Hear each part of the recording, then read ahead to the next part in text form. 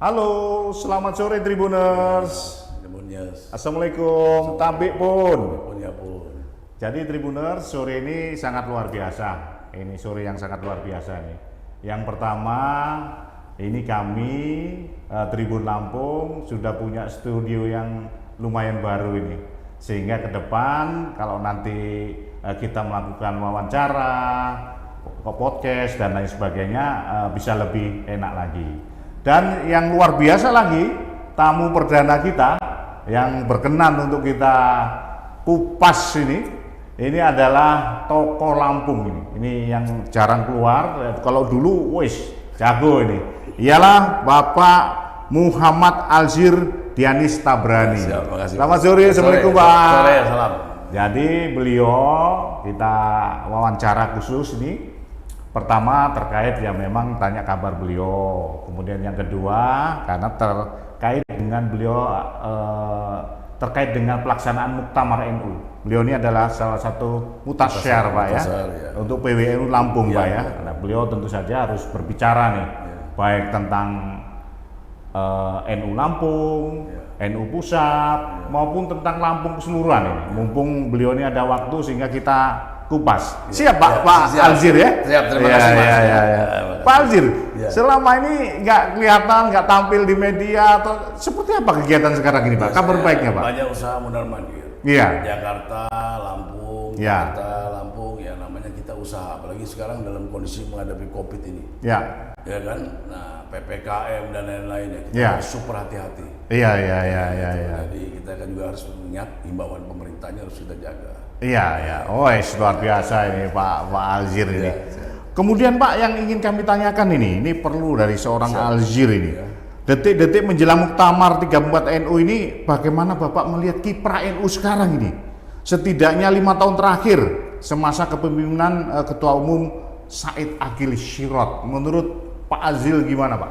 Menurut saya sebetulnya NU ini yang dipimpin Pak Said ini selama ini cukup baik. Ya. Tapi bukan berarti baik. Oh gitu. Nah, cukup baik, tapi bukan berarti baik. Ya. Ya namanya manusia. Benar. Masih ada kekurangan, ada kelebihan. Seperti juga orang baru jadi gubernur, ya kan? Ya. Nah kita nggak bisa nilai bahwa dia ini baik. Iya. Nah gitu, cukup baik. Karena kan pasti dia baru jadi itu banyak kebutuhan. Kita tidak boleh bicara munafik. Nah kebutuhan untuk kepentingan nahdliyin, benar. Kepentingan juga yang lain-lain, gitu. Nah itu juga harus diatasi semuanya. Ya. Nah saya berharap artinya ke depan ini ya betul-betul lah bagus gitu pemimpinnya. Dan Pak Said Agil ini ya karena memang kita ini sama-sama orang NU ini tidak boleh Mas. Ya. Ada, waduh nggak suka saya sama kamu, nggak Ya. suka nggak boleh. Sama-sama harus NU, harus satu suara. Satu tegak lurus. Iya. Berdiri gitu.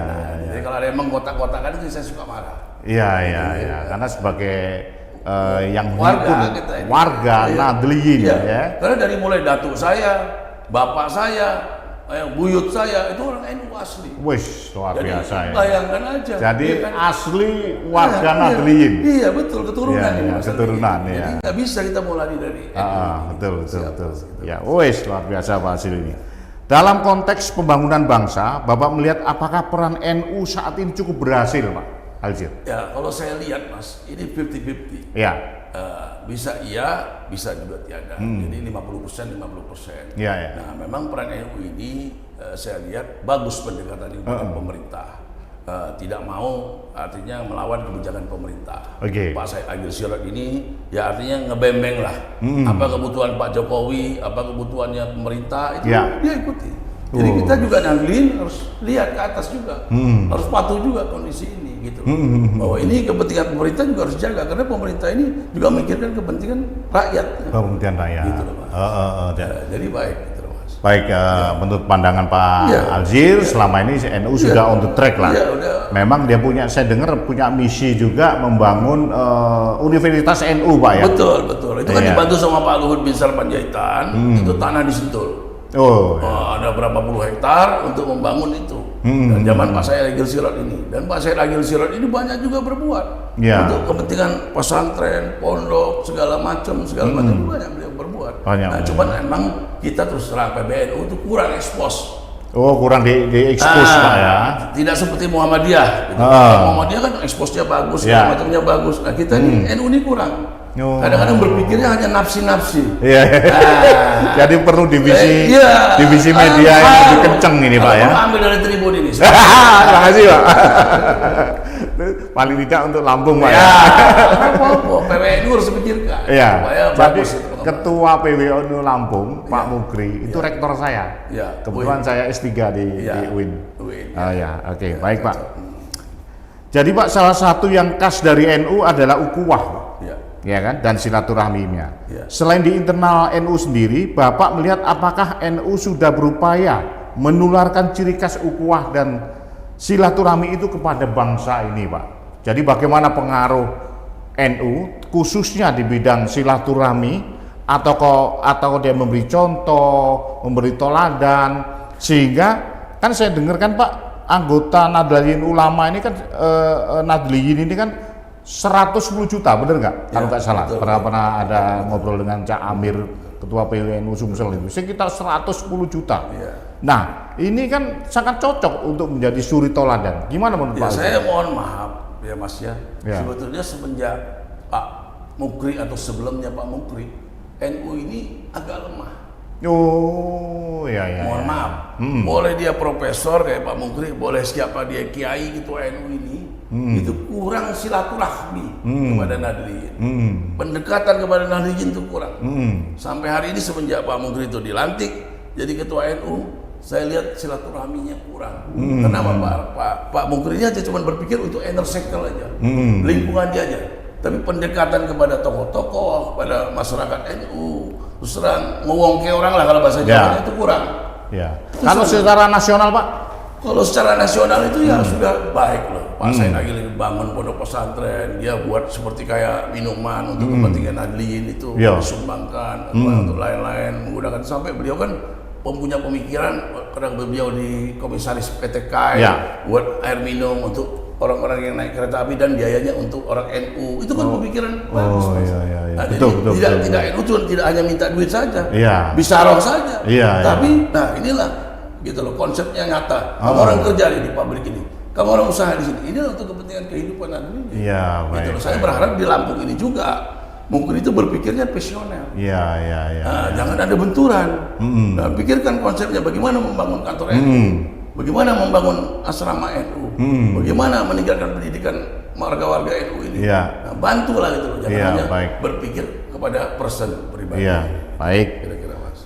Pilpres 2014 dan 2019 adalah masa-masa di mana bangsa ini terpolarisasi. Bagaimana Pak posisi NU saat ini menurut pandangan Pak Alzir? Kalau saya lihat sih NU ini ya baik gitu. Dia lihat gitu loh. NU ini pintar ngebaca, pandai membaca situasi. Dan orang NU ini ada di mana-mana Mas. Oh, jadi di partai politik pun? Waktu itu saya ketua PDI Lampung Selatan, saya tetap NU, nggak bisa. Ya gitu. Walaupun saya ketua Golkar, ya saya tetap NU gitu. Nah, jadi nggak bisa. Jadi kita tetap kita lihat di atas Mas, gitu loh. Sepanjang dia masuk partai, misi-misi NU jangan ikut terbawa kan gitu Pak. Yang penting kita lihat di atas. Oh, ini sekarang konsep Pak Jokowi bagus. Yang nggak jadi pemimpin, bisa ada jalan tol, bisa ini, bisa segala macam. Nahdliyin kan bisa melihat. Yang tanahnya murah, mahal sekarang jadi Tanjung Bintang dari tanah murah. Kan udah syukur alhamdulillah Mas. Dengan pembangunan ini jangan dilihat wah pemerintah ini punya utang sekian triliun sekian. Jangan. Betul. Sekarang saya tanya, siapa yang bisa merubah ini? Gitu nggak bisa ini saat-saatnya. Jangan cuma bisa ngumpat aja, oh ini kelemahan pemerintah, oh ini, tapi lihat juga fakta pembangunan. Kalau bicara tanpa fakta itu ya nggak bisa. Nah, itu sama juga bicara NU. Kenapa NU di Lampung ini begini kondisinya, ya nggak stagnan? Karena faktanya, pemimpinnya kurang ngomongke orang. Maaf ini saya. Saya bukan ngejelekan Pak Mukri pribadi sama saya dekat. Baik Mas. Baik ya. Nah, cuman inner circle-nya nih Mas, lingkungannya. Nah, inner circle ini kan bahaya. Lingkungan ini Mas. Kalau tidak bisa dikendalikan, tidak bagaimana membantu Pak Mukri supaya ini NU bagus. Nah ini cuma syarat kepentingan ya hancur itu Mas, bahaya. Baik Pak. Nilai-nilai ukhuwah dan silaturahmi itu salah satu gangguannya adalah radikalisme. Yang dimana kita tahu bahwa Lampung ini kan termasuk pusat, Pak. Iya kan? Radikal. Dan terorisme, banyak penangkapan-penangkapan. Dari sudut pandang NU, bagaimana Bapak melihat persoalan radikalisme dan terorisme ini? Jadi sebetulnya begini Mas, kalau kita bicara itu Mas, kita tidak menyalahkan pemerintah, tidak mau menyalahkan juga keamanan. Ini kalau pemerintah, bagaimana yang seperti saya Mas, jadi gubernur, tidak bisa mensejahterakan rakyat saya, tidak bisa memberi kebahagiaan kepada rakyat saya, ya nggak sampai secara mendasar, sampai ke tingkat RT, lurah, supaya hidup perekonomiannya establis, punya masa depan, kehidupannya bisa nyekolahkan anaknya segala macam. Itu saya rasa kalau itu bisa tuntas, tidak akan timbul radikalisme. Ya kan? Karena sekarang kita NU, kita ini kan Pak RT bukan partai ya Mas ya. Nadiin banyak, kita aswaja. Ahli sunnah wal jemaah. Nah arah kita ini apa Mas? Coba. Iya betul. Nah rahmatan ini alami Mas. Nggak bisa. Ya nggak, kita sudah ada garisnya. Islam yang bagaimana? Kita tidak mau radikal. Itu loh kira-kira Mas. Iya, kira-kira itu. Siap. Kan yang dimaksud rahmatan lil alamin apa? Mas kan sudah sampai tahu kira-kira apa kan. Masa kita mau radikal? Cuman kita mikir juga, pemerintah pikirin dong nasib Nadlin, nasib rakyat ini. Pemimpin NU juga pikirin nih. Nah, yang namanya petani ya diurus, yang namanya pedagang ya diurus. Namanya jemaah Mas. Yang dinamakan samina wa ta'na itu apa Mas? Nah imam itu mikirkan jemaah, jangan mikirkan diri sendiri. Mau bertahan ya? Karena kekuasaan saya, nggak bisa. Jangan. Ya, satu lagi Pak ini. Tadi udah Bapak uraikan sih, tapi mungkin lebih terinci Pak. Apa solusi terbaik dan dari sudut pandang NU terkait radikalisme dan terorisme ini? Nah gini Mas, kalau saya bicara itu terlalu jauh Mas, karena nanti yang kena ini ya pemerintah juga, artinya pemimpin juga. Semuanya kunci Mas, mau dia radikal tidak radikal, ini masyarakat Indonesia Mas, bangsa kita Mas. Kenapa ini nggak diwongke? Jangan bicara ini apa Mas, ada namanya Islam Jemaah, ya nggak, ini HTI, nggak ada Mas. Ini bangsa Indonesia, keluarga sendiri kita. Pak ya. Kita harus bina, baik secara regional, nasional, mau semuanya Mas. Gitu loh, mau internasional kita bina. Yang namanya Islam rahmatan lil alamin tadi apa Mas?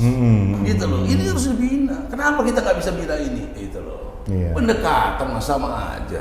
NU pun di dalam bagian tubuhnya, bagian barangkali ada juga diskusi-diskusi tentang terorisme. Iya Mas, ini, cuman pemimpin-pemimpinnya Mas, NU ini harus merubah sikap. Jangan pakai manajemen lampu sorot Mas. Apa itu Pak? Manajemen lampu center itu zaman Londo dulu Mas, zaman kita masih kecil namanya Epredi Batu Belor. Begitu di center keluar terang, tapi di dalamnya Mas kropos. Iya. Kenapa? Dari mulai satpam, pembantu, supir, ya nggak, anak buah nggak makan, nyengir, ya nggak. Cuman ngasih orang di luar bisa. Nah itu kan namanya pemimpin gemblung Mas. Ya kan? Bukan jangan jadi pemimpin. Yang dinamakan samina wa ta'na tadi. Pikirkan jemaah ini supaya sejahtera. Ya nggak. Yang dinamakan supaya tujuannya baldatun, thayyibatun, warabun hopur terus jalan. Itu tapi kan faktanya mana? Ini mohon maaf ya, saya ngomong terus terang. Ini luar biasa ini ngobrol-ngobrol sore kita dengan Pak Aljir. Ternyata beliau ini masih semangat di usia kepala 6 tapi luar biasa. Kelihatan kepala 4 atau kepala 5 saking semangatnya, bicara juga meledak-meledak tapi memang tertata. Dan apa yang dikatakan beliau ini ya perlu juga dicerna, perlu dicerna. Baik Tribuners, kita selesai dulu untuk sesi yang pertama. Nanti kita lanjutkan kepada sesi yang kedua. Terima kasih Tribuners.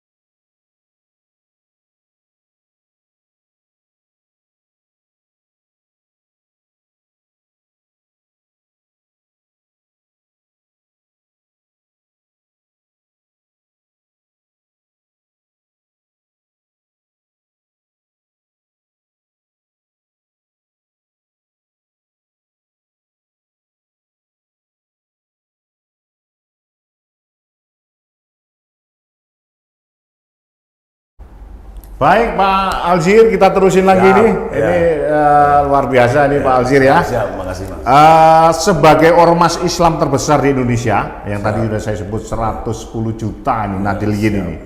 Ada banyak pihak yang sangat berkepentingan dengan NU tentunya. Salah satunya saat momen politik seperti Pilgub dan Pilkada Kabupaten Kota untuk mendapatkan dukungan politik, kan banyak juga tuh, para bupati kan dari NU pun ada juga. Menurut Bapak, posisi NU seharusnya seperti apa dalam momen politik seperti itu? Ya, sebenarnya begini Mas, kembali lagi kita kepada sumber daya manusia. Kembali lagi kepada pemimpin NU-nya, baik di provinsi-provinsi mana, bukan hanya di Lampung saja, ya kan, bukan hanya khusus di wilayah Lampung, tapi seluruh Indonesia, selingkuh lah. Ya, kalau begini, kalau dia hanya berpikirnya Mas pragmatis, nah ini yang jadi bahaya. Gitu loh. Orang tahu kan dia ketua NU, dia panggil masyarakatnya, dia panggil rakyatnya, warga NU ini. Kamu dukung si A, dukung si B. Nah, tapi orang mau nyalon bupati, mau nyalon gubernur ini kan bukan cuma asal minta tolong aja. Kalau bahasa kerennya di NU itu ada bisaronya Mas. Yang bisaro itu kan ada angpaunya. Gitu. Ada timbal baliknya. Ini yang kadang-kadang angpau ini tidak dibagikan untuk Nahdliyin. Dibadok sendiri sama pemimpinnya. Ini bukan bicara Lampung saja Mas. Seluruh Indonesia. Seluruh Indonesia. Nah ini yang jadi masalah Mas. Kadang-kadang Mas. Jadi masyarakat kita Nahdliyin ini dibohongin, suruh dukung si A. Tapi giliran dapat diotrok kangge lare-larenya, ya nggak? Ya ini nih Pak. Jadi tadi beliau tadi dapat yotro kangge lare-lare itu artinya dapat uang untuk anak buah. Itu kira-kira. Ini kebetulan ini bahasa Jawa ini. Saweran. Oh jadi begitu Pak. Selama ini Bapak memandang NU ini seperti di habis manis sepah dibuang. Pungli Mas, kalau bahasa kerennya. Pungli. Rampung lali. Jadi gitu. Setelah selesai lupa maksudnya. Pungli itu rampung lali. Iya, Nahdliyin dikumpulin, begitu orang jadi bupati, jadi gubernur, rakyatnya, masyarakatnya ngelamun. Jadi korban berarti Pak ya? Ya konon lah kurang lebih. Iya. Ini susah. Ini pengalaman ini karena saya udah cukup pengalaman Mas. Sudah cukup lama. Kita tahu lah kalau di dalam politik di Lampung Pak Alzir, nah itu harus belajar dari SD kalau nggak tahu kenal namanya Pak Alzir ini sangat luar biasa. Jadi tentang NU, pandangan beliau seperti itu. Iya Mas. Jadi enaknya seperti apa Pak? Apa NU ini berpolitik praktis saja, jadi partai atau orang-orangnya yang di NU itu berpolitik atau seperti apa Pak ini? Sebetulnya kalau memang mau konsisten kembali kepada Hitoh 1926, ya nggak, bahwa NU tidak berpolitik itu lebih baik Mas. Jadi harus ditegaskan Pak ya? Ditegaskan, cuman kan kita susah Mas. Namanya sifat manusia ya, pasti kan gerumut-gerumut gitu loh Mas. Istilahnya menang-menang gitu loh. Menang-menang aja piye caranya minta tolong dukungan. Iki bisa rohe ngomong nyopo meneh. Nah, sampean tolong dukung namanya ini wis didoake ya enggak? Nah, jazakumullah khairan katsira. Karena kita dapat bisaroh ya enggak? Tapi Nahdliyin dilupain dia salah. Setelah itu pungli Pak, rampung lali. Enggak diurusin. Nah, kita kan Nahdliyin kita banyak Mas di seluruh 15 kabupaten kota di Lampung. 15 kabupaten kota di Lampung. Ayah saya ini punya pondok pesantren 12 Mas. Dia 12. Darul Maarif. Saya disuruh pegang saya nggak sanggup. Karena saya takut dosa Mas. Ya nggak. Saya kan diharapin mereka supaya jadi mimpin. Saya nggak mau sanggup. Karena takut dosa itu. Makanya jadi pemimpin berdosa bahaya. Jadi harus hati-hati. Iya Mas, hati-hati. Soal politik uang dalam perpolitikan di Lampung yang sering menjadi perbincangan. Nah ini bukan hanya NU Pak, ini politik uang yang ada di umum di Lampung. Bapak kan pengalaman tuh, tahunan. Seperti apa Pak? Ini mumpung kan semangat 2024 ini kan lagi panas ini. Sekarang sebetulnya Mas, ini susah sih Mas ya. Saya berpikir bagaimana kita ini jadi pemimpin yang tidak dibiayai oleh pihak-pihak lain. Coba supaya kita berpikir gimana sih nyalon gubernur, nyalon bupati itu pokoknya nggak gadekan surat rumah, nggak ngutang sama orang. Itu kan kuncinya. Jangan nanti selesai jadi bupati terus nggak jadi bupati oleng. Yang utang. Banyak utangan. Nggak ada surat rumah. Stres, ya nggak. Nah, ini yang bahaya Mas. Nah ini harus dibenahi Lampung ini. Iya, iya. Nah, jadi jangan lagi ada seperti kayak orang kalau di Jawa Timur itu kali Mas ada yang namanya kalau orang ngadu ayam, ngadu apa itu ada seperti apa sih di belakangnya itu apa sih namanya cukongnya itu? Cukong. Bosnya itu. Iya, iya. Itu jangan gitu. Nah ini harus dibenahi Mas supaya tidak nanti brand image-nya kepada masyarakat itu jelek. Bahwa sampai ini gubernur boneka, sampai ini bupati boneka, sampai ini wali kota boneka. Nah, ini bahaya buat Lampung ke depan. Nah ini harus dibenahi. Itu terjadi di Lampung. Di Lampung, karena banyak benar ini. Saya tahu persis. Mas. Ya piye Mas, saya kan tahu kehidupannya. Ya, seperti Gubernur Arinal, saya kan tahu gitu loh. Ya nggak? Ini kan bekas anak buah saya Arinal, bekas pegawai saya. Saya mohon maaf, jadi saya tahu gitu loh. Nah, dan gubernur yang lain-lain pun saya tahu. Jadi kualitas sumber daya manusia pun saya tahu. Dan dia nggak bisa bohong sama saya tahu persis. Karakter, mental semua. Nah ini, saya berharap dengan dia jadi gubernur ini kan ada perubahan. Menjadi baik. Kita doakan. Visi misinya 31 tuh, 33 tuh jalan kan. Baik. Visinya nyangkut Mas. Satu sektor beresin, dua sektor beresin, tiga sektor beresin. Jangan marah-marah melulu Mas. Lampung ini kan nggak bisa dipimpin sama orang daerah tinggi. Harus ngomong ke orang. Baik. Tribuners inilah Pak Aljir ini memang profilnya beliau ini belak-belakan ini kita tahu. Jadi saya pikir beliau juga bicara tentu ada data, kemudian juga untuk pembangunan Lampung. Untuk baiknya Lampung. Untuk Lampung, bukan untuk menyerang seorang pribadi dan tidak ada. Untuk Lampung dan beliau bicara ini yang saya tahu ini spontan. Itu aja dia. Oke Tribuners, kita tunggu nanti segmen ketiga. Kita akhiri dulu segmen kedua ini. Terima kasih.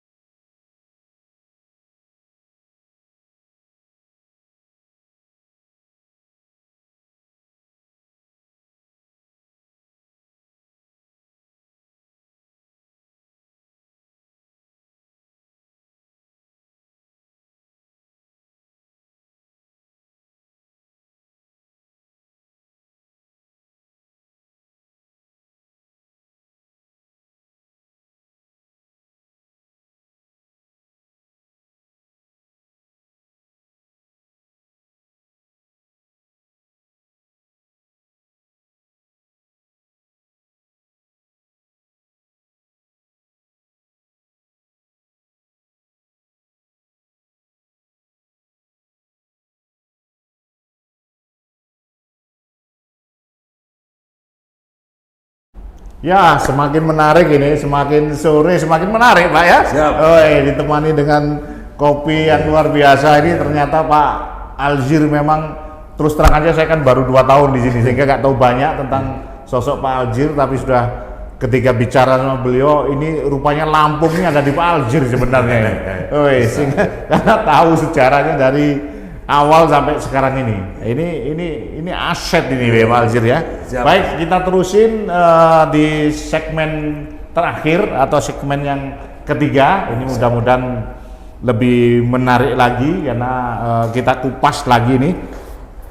Lebih lanjut Pak di Muktamar NU, karena kita juga ada kaitan dengan wawancara ini Muktamar NU. Bapak setuju bahwa Muktamar adalah forum politik yang resmi di tubuh NU. Artinya jika NU ingin berpolitik maka Muktamarlah arenanya.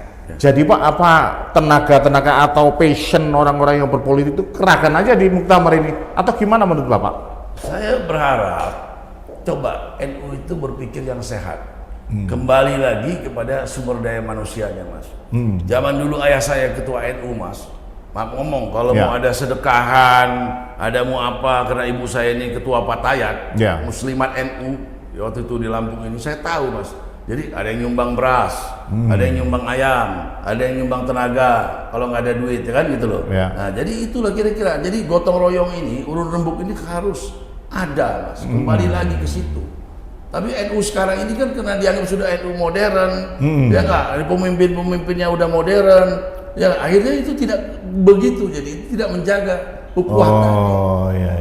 Itu harus Mas dijaga, kembali lagi ke situ, gitu. Ngomong ke orang, kalau saya mau ngomong, Mas, saya ini kan termasuk anaknya Gus Dur ya. Saya kalau Gus Dur nelpon saya, Mas, saya tidak berani Mas angkat telepon beliau. Jujur aja, nggak berani saya Mas. Saya langsung bilang maju dan beliau, saya nanti ke rumah, saya langsung berangkat terbang Mas ke rumah beliau, ke Ciganjur, datang.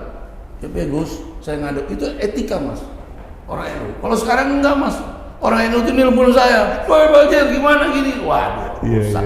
Ini luar biasa nih Pak Alzir ini, saya baru tahu ini. Jadi beliau dekat sama Gus Dur, tapi beliau sangat hormat. Jadi suatu ketika ditelepon sama Gus Dur, beliau nggak berani angkat Pak Alzir, tapi langsung datang ke rumah beliau, ke rumah Gus Durnya. Luar biasa itu Pak. Etika Mas. Sopan santunnya Nahdliyin itu warga NU itu kepada pemimpinnya Mas, yang dia hormati. Gitu loh. Nah sekarang ini tidak ada lagi itu Mas. Etika ini yang harus dibenahi, dalam muktamar ini harus dibahas juga Mas. Menyangkut etika ini. Kepada kiai itu kan soan, kalau zaman dulu Mas, cium tangan. Bapak bisa menyampaikan nggak? Ada suara nggak untuk menyampaikan? Iya, ini di dalam acara muktamar. Saya nggak punya. Nggak punya hak ya. Penasehat NU. Mustasar ya. Itu. Jadi ada juga kelemahan NU Lampung ini, Pak Mukri ini, kawan saya ini, saudara saya ini, tidak pernah mau melibatkan kita mutasar dan mereka pembentukan panitia atau apa, ya nggak diundang kita kayak bicara bagaimana sama-sama. Dianggapnya itu yang saya bilang, kadang-kadang saya suka marah di medsos, apa NU ini punya nenek moyangnya Pak Mukri sendiri? Ya enggak lah, NU ini punya bersama. Terus terang saya tidak benci kepada Pak Mukri secara pribadi, cuma cara, etika, tata krama itu saja. Karena saya tahu dia dari mana asalnya dan bagaimana dulunya. Sudah kenal dari awal, kenal baik silaturahminya gimana. Pak Alzir ini. Sampai malam ini juga baik. Bagus, tidak ada masalah. Cuma berkaitan dengan inner circle tadi. Advisor-nya tadi. Ada inner circle-nya ya. Itu kira-kira. Lampung menjadi tuan rumah dalam muktamar kali ini. Apakah ini memang sebuah yang momentum yang tepat Pak, kira-kira Pak? Tepat Mas. Kenapa saya bilang tepat? Apalagi di Lampung Tengah, Bupati harus nyambut baik. Ya kan? Apalagi saya rasa Pak Musa Ahmad ini Nahdliyin juga, bupatinya ini orang NU juga. Di Lampung Tengah. Nah, beliau harus sambut baik. Kenapa? Presiden mau datang Mas. Nah, ini luar biasa. Bukan main-main Mas, gitu loh. Jadi diberikan kesempatan, momen. Diatur yang bagus, ikuti aturan pemerintah, PPKM dan lain-lain ini, gitu loh. Nah, gubernur juga harus berterima kasih. Bukan cuma karena bisa nyumbang acara besok muktamar NU 3,9 miliar yang diekspos, bukan itu. Kalau bicara itu saya juga bisa nyumbang. Tapi ini bicaranya bagaimana nih NU ini supaya bagus, mengangkat potensi-potensi di Lampung. Supaya bagus gitu loh Mas. Jangan sembarangan gitu loh.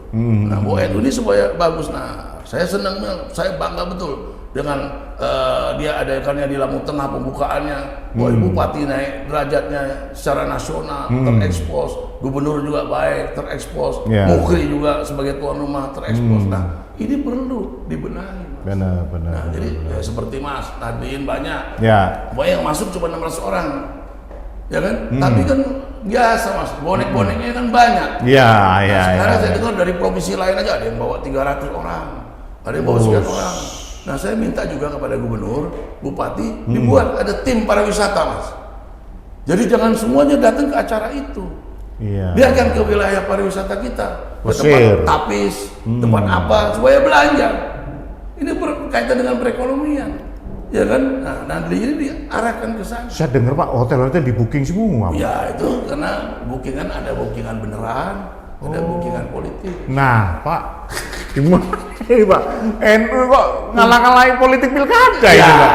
Betul Mas, saya akui Karena ada intervensi-intervensi, ada orang-orang tertentu yang tidak perlu saya sebutkan. Saya paham betul kondisi ini, ya nggak, syarat kepentingan, ya kan. Cuman kan kita ini di NU ini mas tidak mungkin bahwa yang namanya Pak Said Agil Sirot, walaupun nggak jadi ketua PBNU, dibuang, nggak ada mas.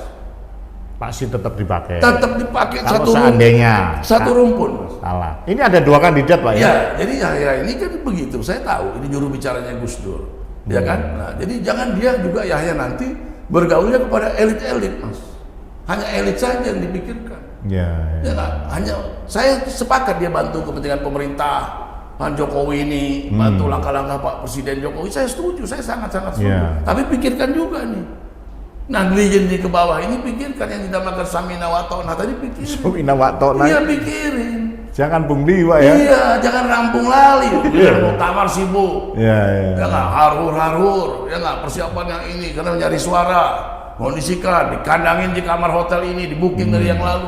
Ini kan sudah kita juga bukan nggak tahu, mas kita ngerti permainan ini. Ya, tapi yang istilah Jawa tadi, ngono mbok ojo ngono. Ojo ngono. Diwongke. Wongke. Itu kuncinya diwongke. Ya. Dalam momen Muktamar NU kali ini Pak, Ya. apa harapan Bapak terhadap NU secara umum? Ya saya berharap begini mas, kembali lagi kan begini, NU ini hampir kebanyakan mas orang-orang buntu, orang susah, nggak semuanya. Orang susah Pak. Iya, nggak. Akar rumputnya ya, Nahdliyin akar Nggak rumput. semuanya tuh orang tuh punya kemampuan. Iya benar. Hebat itu nggak, belum tentu. Pikirkan pendidikan anak-anaknya, bagaimana persatuan anak-anak orang NU ini. Mohon maaf, sampean banyak orang NU mas, saya orang NU. Ya. Masa ada anak saya nggak kenal sama anak sampean? Nah itu benar Pak itu kenyataan. Ini fakta mas. Iya. Ini selalu saya bilang sama Mukri, sama Yeni Wahid. Coba adakan pertemuan, perkumpulan dengan anak-anak Nahdliyin ini. Coba berapa juta mas? Ya. Coba itu nggak ada yang kenal mas. Kenapa? Kurangnya silaturahmi, kurangnya pengertian dari pemimpin untuk menghimbau itu tadi mas. Mau ngadakan pertemuan takut, mau ngasih makannya gimana, ongkos gimana. Ya kalau takut-takut gitu jangan jadi pemimpin mas. Ya. Cari usaha lain aja. Gitu loh mas. Oke. Pak Alzir, secara pribadi bukan mewakili organisasi, bagaimana Bapak memandang 2 calon ketum ini Pak Said Agil Sirot dan Gus Yahya? Kita tahu bahwa pencalonan ini mengerucut kedua nama itu. Ini katakanlah lepas lah baju NU kalau nggak pingin ini, ya kan? Ini paling nggak orang umum kan kenal tuh pasti kan Gus Yahya siapa, Said Agil siapa. Kira-kira gimana Pak? Kita sebetulnya karena Pak Said Agil Sirot ini sudah komentar bahwa beliau tidak mau nyalon lagi, ya kan, di medsos dan lain-lain, dan beliau juga sudah 2 kali sembuh. Dan saya lihat Yahya Stakuf ini juga memang juru bahas juru ininya mas, Gus Dur kan? Ya, juru bicara, jubir. Ya, jubirnya Gus Dur. Ya seperti Gus Dur kan orang tua saya juga, kan? Ya, dan orang yang juga nggak terlalu banyak neko-neko. Itu kembali lagi mas kepada lingkungan dia mas. Inner circle tadi. Jangan begitu dia jadi ketua PBNU, Stakuf dikendalikan. Ada syarat kepentingan orang lain. Gitu loh. SAS jadi ini dikendalikan sama syarat kepentingan orang lain. Nah yang bahaya ini harus kita lihat. Jangan nanti sudah kepilih mau main Stakuf, sekjennya banyak mainan. Wah. Boleh otro kan lare-lare. Wah, hancur itu. Makanya cari sekjen yang punya duit. Iya. Yang betul-betul orang harusnya gitu Pak ya? Iya, sudah established. Jadi nggak mikir nyari duit di NU mas. Tidak cari duit di organisasi. Gitu. Anggota DPR walaupun bekas menteri, kalau buntu ya sama aja mas. Nggak ada gunanya. Nah ini kepentingannya kan banyak. Jadi tidak berpikir person. Gitu. Padahal ngurusi umat ya. Umat banyak begini mas. Itu yang saya harapkan perubahan. Baik Pak. Terus menurut Pak Alzir, bagaimana persiapan keamanan Muktamar? Saya yakin dengan sigapnya Kapolda Lampung ini, ya kan, Pak Indro. Sudah itu saya yakin dengan Wakapolda betulnya adik saya, Pak Yanto, sama Dirintel Polda Lampung, Pak Susilo itu saya selalu koordinasi untuk keamanan ini. Dan saya yakin ini aman, mas. Nah, cuman saya artinya dengan bantuan polisi ini kita terima kasih mas, karena mereka ini intensif ke lapangan kemana. Benar-benar dijaga betul Pak. Bantuan kerja itu nanti menyiapkan WC-nya. Sekarang perempatan jaga Brimob saya lihat. Iya, jadi luar biasa nih Mas polisi di Lampung ini. Dan saya yakin juga dalam rangka menghadapi muktamar ini dengan kesiapan Polda Lampung ini aman Mas Lampung ini. Saya yakin dan saya juga selalu komunikasi dengan Dirintel, dengan Wakapolda, dengan Kapolda juga kita akan monitor terus kondisi ini Mas. Baik Pak Alzir, ini pertanyaan pamungkas ini, pertanyaan yang barangkali masyarakat Lampung pun ingin tahu, ya kan? Ini kan menjelang 2024. Apakah mau berkiprah lagi di 2024 Pak? Atau seperti apa pandangan Bapak di 2024? Saya insya Allah Mas, tapi saya berpikir saya lihat dulu sampai dengan 2022 besok Mas. Dilihat sampai 2022. Ya, karena ada kemungkinan bulan April atau Mei nanti ke depan ini terjadi Munaslup Golkar. Oh ya. Itu prediksi saya sebagai politisi. Ya. Tahu benar tahu enggak saya nggak ngerti Mas. Ya nggak, analisa saya, pemikiran saya itu saya yakin akan terjadi itu. Ya. Dan kita lihat dari situ dulu Mas perkembangannya. Baru kita nanti berpikir lagi untuk ke depan menghadapi 2024. Gitu loh Mas. Ini luar biasa ini politisi senior bener nih. Jawabannya juga diplomatis. Jadi intinya tidak bisa dikumpas ini. Jadi harus kita tanya nanti bulan Juni nih. Kan Mei janjinya kan. Jadi Juni saya tanya lagi nanti. Ini seperti apa Pak Alzir? Baik Pak Alzir. Siap, Mas. Terima kasih Pak Alzir, luar biasa. Jadi menjadi orang pertama yang kita wawancarai di podcast kita dengan suasana yang baru. Terima kasih Pak. Matur nuwun sangat Pak. Siap. Sama-sama Pak. Sampai ketemu lagi. Siap Pak. Baik Tribuners, demikianlah ngobrol santai kita sambil ngopi dengan Pak Alzir. Jadi nama lengkap beliau Bapak Muhammad Alzir Dianis Tabrani. Luar biasa dari sisi nama pun keren kali ini ya. Baik, terima kasih Tribuners. Assalamualaikum.